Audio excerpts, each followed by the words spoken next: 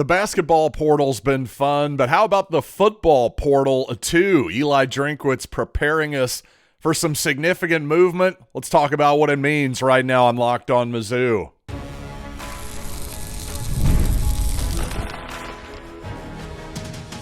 You are Locked On Mizzou, your daily podcast on the Missouri Tigers. Part of the Locked On Podcast Network, your team every day.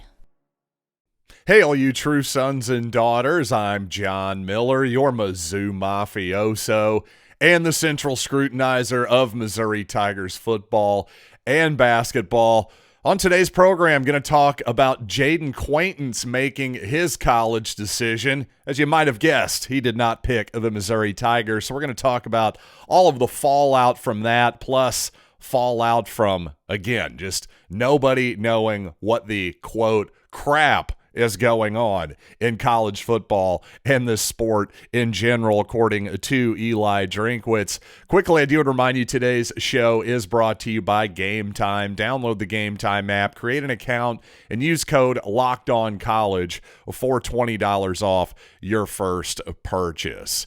And I will say this, the basketball portal, it's been a little bit dry so far, has it not? Some action happening, but I don't know if this has gone as Missouri would have hoped so far. We'll just have to see here in the coming weeks. But when it comes to the football portal, I'd say all is well so far for Missouri in the cycle once again. Now, certainly I think Eli Drinkwitz made some headlines, probably raised some eyebrows when he said that he expects more transfers out in the spring window, up to as many as 8 players, which 8 players feels like a significant amount in the spring portal window, I have to admit. Now, it is important to note here that Drinkwitz said up to 8. He didn't say, well, there's definitely going to be at least 8. Again, there could be 3 or 4 or none. What the heck do I know? None would be obviously a surprise. I think 8 would probably be about as much of a surprise as well. And what Drinkwitz is saying here is that when those players transfer out, if and when any of those players transfer out, they'll replace them on a one-for-one basis. In other words, if Missouri loses a defensive end, well, they'll bring in another defensive end. If they lose a running back, they'll bring in another running back, that type of deal. I will say that at the running back position, you could maybe afford one loss and then bring in another player at a position that you think is more important. For example, at least that's my opinion. This is what Drinkwitz is saying right now. But when it comes to, once again, this is the first time Drinkwitz has spoke to the media in about a month or so. The last time he spoke to the media, he went on and on about how much he loves this Missouri roster, saying that top to bottom, he thinks it's the most talented one he's had so far in his tenure in Columbia. Well, once again, he goes on and on about saying how much he loves this roster. I don't think he's backing away from hyping up this team whatsoever. And some of the new guys, in particular, safety Jayden Qauintance got a lot of praise, and also some young guys like Nicholas Rodriguez, one of the standouts of spring camp so far.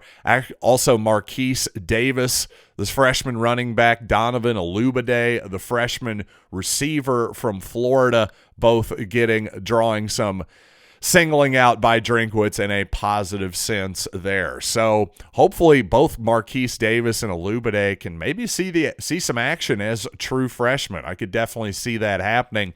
The running back position, it would certainly seem like Ahmad Hardy and Jamal Roberts are a pretty clear 1-2 there. I could definitely see Marquise Davis being the third running back. Maybe if Jamal Roberts is sort of your third down running back, your pass protection specialist, that type of deal, maybe Marquise Davis is almost your number 2 back in a way. You're second to Ahmad Hardy for sort of a lead back. If you're going to give Hardy a breather, give him a series off, that type of deal, maybe it really could be somebody like Marquise Davis being that number 2 guy. Now, when it comes to our new world of name, image, and likeness, players getting paid, de facto free agency each and every season, what's interesting to me is that, well, unlike unlike the pros, I should say, where the Kansas City Chiefs, for example, well, they have an ownership group, the Hunt family that has owned the Chiefs forever. And that family has equity in that team. They literally own the team. So when they spend their own money on players in free agency, well, the value that they expect to get back is in their own franchise that they own. Whereas, obviously, in these NIL payments, if the university itself cannot pay these guys directly, if they're asking for donors, side donations, boosters, whatever you want to call it, none of these people actually own the University of Missouri football team. They have no position of equity in the Tigers. So what I'm trying to say is, all you're doing, while all value is indeed subjective, we can all agree to that at some level. Well, it gets even more subjective, I suppose, when you don't actually have ownership in what you're paying for. That's the oddity of that's probably the biggest oddity of NIL to me, is that why are these guys paying out, and gals paying out hundreds of thousands of dollars, millions of dollars in some cases, to guys who you have no promise that they're going to remain at your school? And even if they do, let's say they do everything let's say Beau Pribula wins the national title and a Heisman Trophy. Well, if you were one of the people who paid him the money, I suppose you're happy with that. But is there any return on your investment other than your own personal happiness? That's my point here. And with that reality, I just don't think you can count on year to year that end of the market, the players, the NIL end of the market. How can you count on that year to year? Whereas in the NFL, for example, well, you pretty much know, of course, every free agency is different because the players change every year. That's the part that's the same. The part that's different is the ownership is basically the same every year. You know that there's going to be a certain set amount of money that is going to be, there's a salary cap floor, for instance. None of this exists in college football. And that's why when I hear somebody like Eli Drinkwitz say, "I don't know what the crap is going on," quote, I absolutely believe him. Drinkwitz goes on to say, "I spent a ton of time trying to figure out the new revenue sharing system. And how are you going to divide the money and the cap, and what are we going to do for NIL, and how do we get to 105 players, that roster limit?" And then yesterday, the judge says we may grandfather in roster limits. So, I don't know what the crap is going on. And you waste a lot of mental energy. We told all our guys in December, this is what we think the new framework is going to be. And now they go back to grandfathering it in. It's just frustrating. We'll adapt to whatever they say. And again, I have to sympathize a lot with Eli Drinkwitz here. It's one thing to have to navigate through a new environment, but it's one thing when that environment seemingly changes each and every year. How am I supposed to figure this out? How am I supposed to make promises in the future that are beyond just 1 year when there are no contracts? That's one thing that Missouri has seemingly done well so far, is held up their ends of the bargain. You just wonder, at what point do the sellers, to the people who are putting out the NIL money, at what point do they say, what am I actually getting for this money? Even if you do have a few good football seasons in a row, well, great, my bank account has still been drawn quite a bit lower. I may be happy for 5 minutes that Missouri won a game, but that's not going to sustain me for very long. At least that's how I'm looking at it. So I do think it's very fascinating here that Eli Drinkwitz doesn't know what's going on. He doesn't know who's in charge. So what chance does a humble podcaster like me have? That's my question. And coming up, Jayden Qauintance has spurned Missouri once again. And Eli Drinkwitz has some details about the upcoming Missouri quarterback battle that is, of course, ongoing at the moment. Words about Beau Pribula, Sam Horn, and also the true freshman Matt Zollers as well. So let's get there in just a minute. But first, get the supplies you need from the site made for the skilled professionals, Supply House. Whether you're in plumbing, HVAC, or electrical, Supply House is the reliable way to order products online. And their website is packed with helpful resources and the latest product info, a complete inventory of more than 200,000 parts from 400 plus top brands. If you need help, Supply House offers expert support and industry-leading service, so you're always going to talk to an actual human being. And if you're a pro looking for an extra edge, their free Trademaster program offers exclusive perks like a dedicated phone line, free shipping, and discounts on every order. Thousands of skilled professionals are already taking advantage. Well, now it's your turn. Join the Trademaster program today at supplyhouse.com/TM and start ordering plumbing, HVAC, and electrical supplies with just a few clicks. Plus, use promo code SH5 for 5% off your first order. That is supplyhouse.com. And Jayden Qauintance, in a mild surprise, at least to me, the former Arizona State product, has chosen the Kentucky Wildcats. And I say mild surprise because, of course, Kentucky was very much in on Qauintance. John Calipari at the time and the Kentucky Wildcats were a big-time suitor for Qauintance.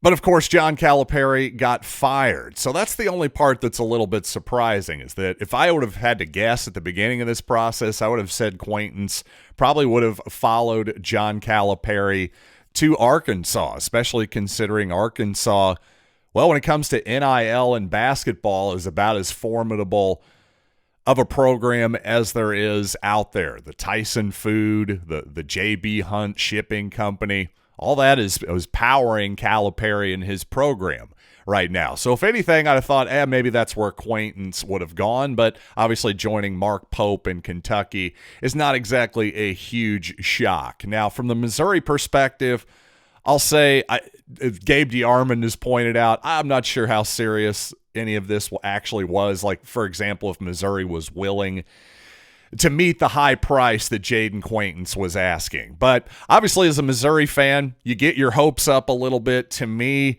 he is a guy that is just an unbelievable defensive piece.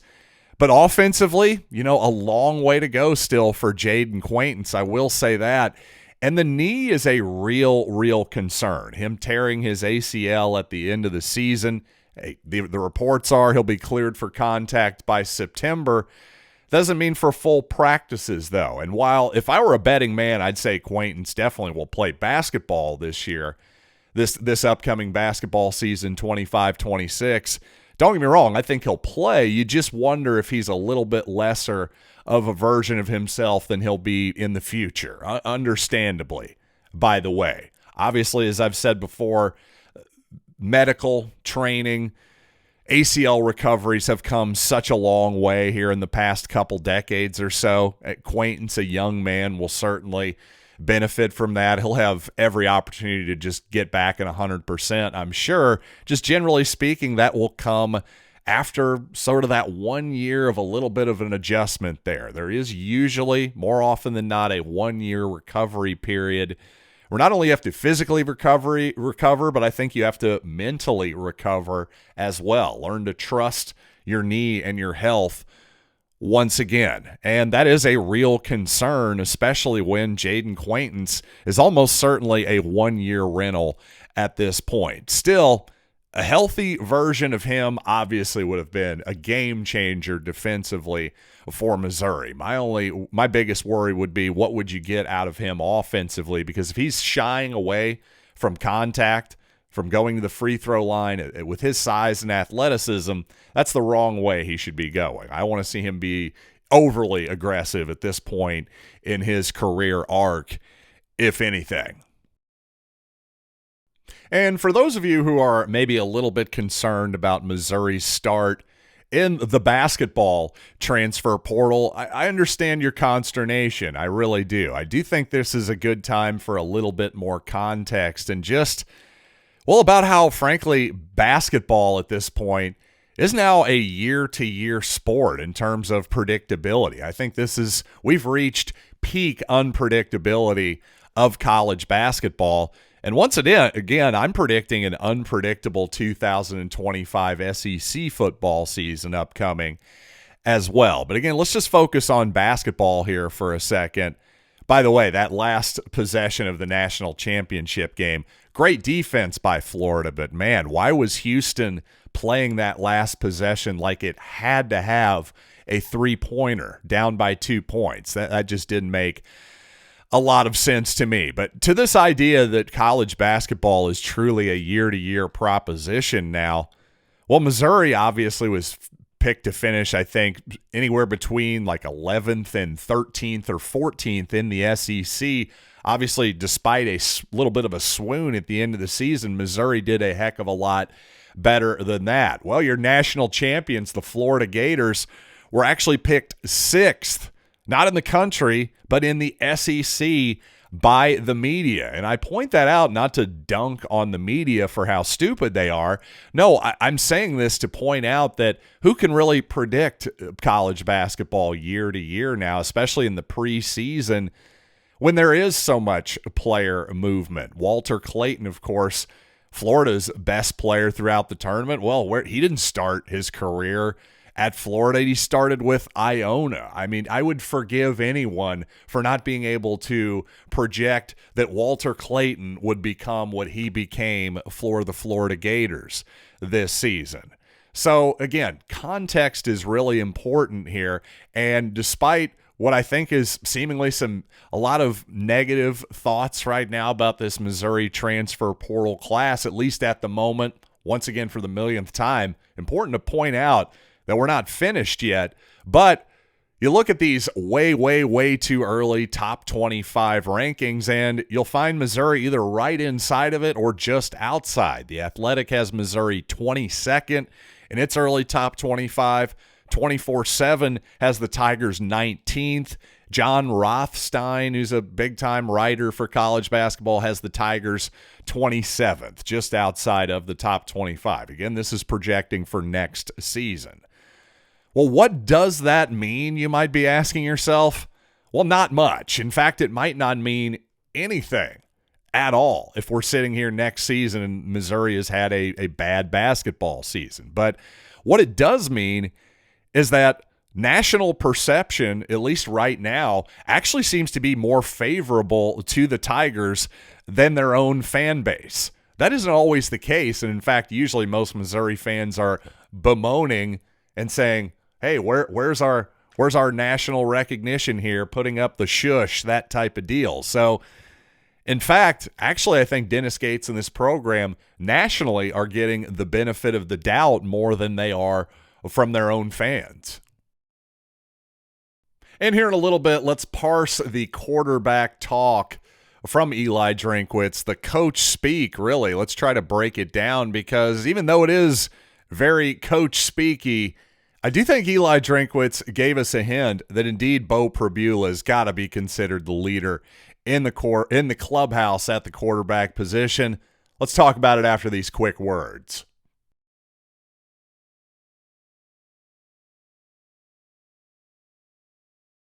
Now, while Beau Pribula reportedly is getting $1.5 million in NIL money, obviously whoever is paying him that money did not do so to have him hold a clipboard and wear a baseball cap on the sidelines. But speaking of baseball, well, Sam Horn, not exactly a chump when it comes to NIL payments either, reportedly. Now, I'm not saying he's got what Beau Pribula had, but the point is Sam Horn is going to get every opportunity to win this job too.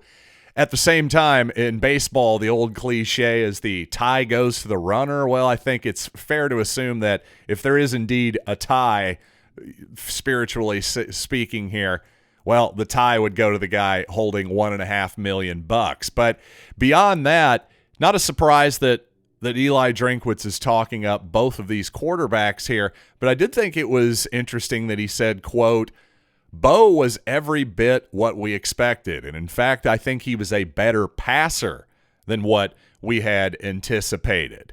offensive player of the day in one period. In the very next practice, by the way, Sam came back, battled back, and was named offensive player of the day. I think he had 3 touchdowns. Beau Pribula had 4 touchdowns in that other scrimmage. So even though he says, I know Pribula would have a little bit of a learning curve and all of that stuff, he thinks he's an excellent leader, obviously very dynamic with his feet, sound, solid decision maker. So very excited about those two guys continuing to lead. And like I told them, from this point on, everything is judged. So not just how, of course, they play on the field, their leadership, everything is going to be judged at the quarterback position. And back to my original point here, I think Drinkwitz going out of his way to say that Pribula is an even better passer than they had anticipated, well, that tells me he's probably the leader in the clubhouse at this point. It seemed like early in the process it was about building up Sam Horn. Well, to me, that's a hint that Beau is looking pretty good in spring practice because, Drinkwitz, I know he likes to hype up everything, including the roster itself, but to me, that was a hint. It really was, because Pribula is a guy who can obviously run the football. That's not going to be a problem. I think, again, his footwork I thought was impressive in the limited action I saw him at Penn State. His ability to hang in the pocket and be mobile within the pocket, still look for the pass down the field, I thought was impressive. Again, very dynamic with his feet, saying his leadership is excellent, solid decision maker. I think excellent leader is a really big hint too. I think if he's already sort of taking the reins here, and from all accounts at Penn State, especially from James Franklin, the head coach, Pribula, a guy that everybody on the roster liked, and despite him famously entering the portal, leaving the team before Penn State got into the college football playoff this past season, well, James Franklin went out of his way in front of the media to say, hey, we love this kid. We support his decision. Wish he was still around, obviously, but don't hate the player, hate the game. That was essentially the message there from James Franklin. And with Drew Pine entering the transfer portal, by the way, somewhat interestingly, Pine ends up at Bowling Green, where Connor Bazelak finished up his career last season. Of course, Bazelak, the former Missouri quarterback. But with Pine off the roster, that leaves Matt Zollers, the true freshman from the state of Pennsylvania, as basically your emergency quarterback, your number 3 at this point. So nobody would really expect to see Matt Zollers see the field this season. Nobody would bet even money on that, that's for certain. But it is just good to hear that after he suffered what was a pretty gruesome-looking ankle injury, maybe a dislocation, that type of deal, the foot pointing in the wrong direction, let's put it that way. It's just good to hear that he's not only cleared for practice, he being Matt Zollers, but apparently looking pretty good too. Drinkwitz says, I was really impressed with Matt Zollers. There was a time early on in his injuries where we didn't think he would be released for spring practice, but he did an excellent job. I think him being an early enrollee, getting here, getting with Zach and strength coach Ryan Russell, very impressed with where he's been throughout spring, and know that every bit of arm talent, natural leadership ability, athleticism, and playmaking ability is there. And I look forward to watching him develop. So again, just praise for every bit of his talents. The thing with Zollers is there's a reason he's the 4 or 5-star, in some cases, ranked kid out of high school that he is. I don't think that he's going to be the most polished prospect at this point, but not only does he have, as Drinkwitz says, every bit of arm talent, but I like that he said athleticism there too, because he's not just one of these guys who is a robot in the pocket or just looks sort of, because there are certain quarterbacks who can run well in a straight line, but they don't look very athletic while they do it. Well, this may seem a little bit of an over-analysis to some of you. I really don't think it is. Zollers moves like an athlete. He moves like a guy well, who's played basketball and baseball, two other sports that he's excelled at as well. I just think Zollers, again, let's just be patient, give him at least a year or two to develop. But the upside, man, it's really, really obvious when you turn on his high school tape. So don't expect to see Zollers in 2025, but maybe 2026, 27, certainly. You're starting to look at a kid who, by the time would be, I would assume, a redshirt sophomore at that point. I think you'll be seeing Zollers take a redshirt this year, obviously. Could be your starting quarterback by then. I really think he has that type of potential. So we'll just have to see what happens. Thanks for joining me once again here today on Locked On Mizzou. I'll tell you, I got a fun guest coming up for you here later in the week, maybe early next week, but very soon, a very fun guest for you. So I can't wait until then. And until then, by the way, for your second listen today, check out the Locked On NFL Draft podcast. Thanks for making this show your first listen, as always. Again, you want to hear more about Armand Membou? What is the deal with Luther Burdenstock? Find Locked On NFL Draft on YouTube or wherever you listen to podcasts. So until next time, I'm John Miller. This has been Locked On Mizzou.